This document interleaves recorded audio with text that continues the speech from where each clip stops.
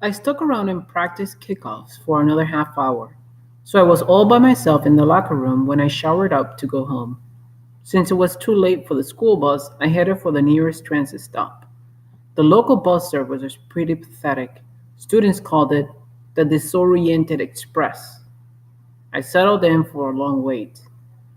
A well modulated horn brought me out of my public transit coma.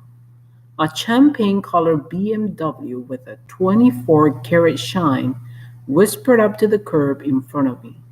Soundlessly, the tinted windows of the driver's seat disappeared into the door. There at the wheel sat none other than Jake Garrett.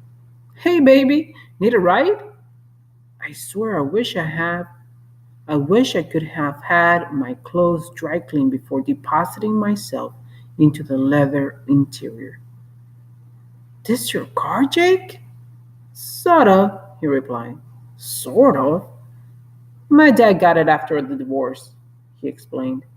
So since it replaced my mother, it's sort of my car. Anyway, he's never around to drive it. I live just down the block from you, I told him.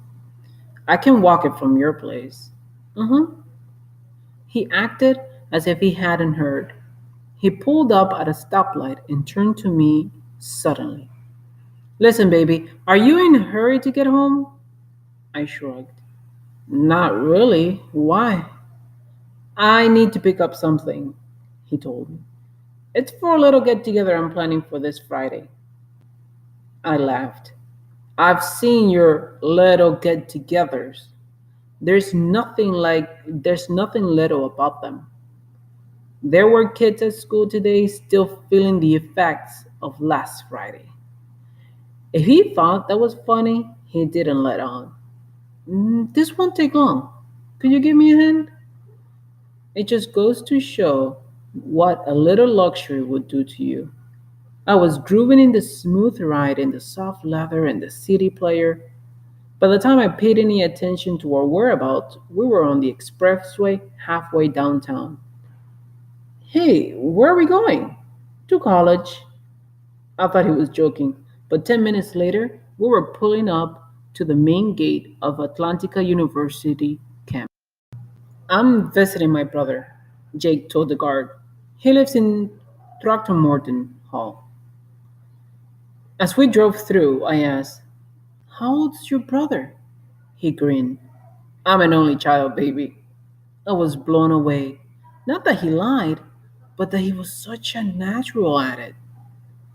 He snacked along the three-line maze of roads that led to the offices, lab, classroom, buildings, and dormitories. When you're a high school senior, you tend to think of yourself as the very top of the pyramid. Looking at the college kids changed my mind about that. We're big shots now, but only a year away from being dog meat again. Throckmorton Hall was a huge stone structure that had seen better days. There was a wide driveway in front, but Jake pulled up at the rear, in a narrow alley behind a very ripe garbage dumpster. He popped the trunk. I don't know what I expected to find in there, but I was equal parts disappointed and relieved when all I saw was the empty keg from last Friday's party. This was my first time in a college dorm, so I was nervous that a couple of high school kids would get kicked out. But when you're carrying a keg, you just kind of fit in. Anyway, Jay Garrett seemed to be just as popular here as he was with the kids at Fitz. Halfway up the stairs, this beautiful girl threw her arms around him and cried, Jake, you saved my life. I love you. Guys were slapping him on the back, ruffling his hair, and treating him like he owned the place. At room 306, I met Marty Rappaport, who was Jake's keg connection. Marty, who looked like a pudgy Jerry Seinfeld, was in his last year of pre-dent. He made a big show of shaking my teeth. He'll never know how close he came to getting his fat finger bitten off. Hmm, That crossbite should have been taken care of years ago, he clucked disapprovingly. Good meeting you too, I mumbled when I had my mouth back. Then came the business of the day. There was quite a lot of it. We exchanged our empty keg for a shiny full new one.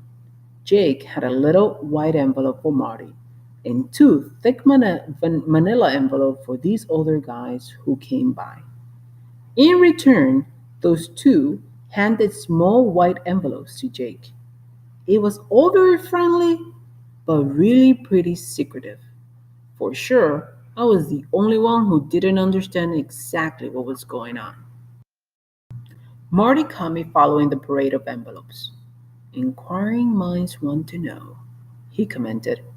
I was embarrassed. Here was Jake trusting me enough to bring me along to this meeting, and I was gawking like a 10-year-old at his first Playboy. But Jake just said, Don't worry about Rick, baby. He's cool. So I did my best to fit into the Throckton Morton scene.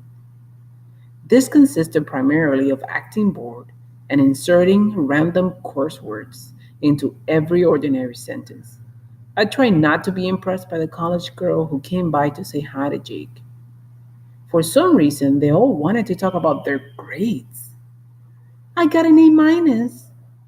I got a B plus.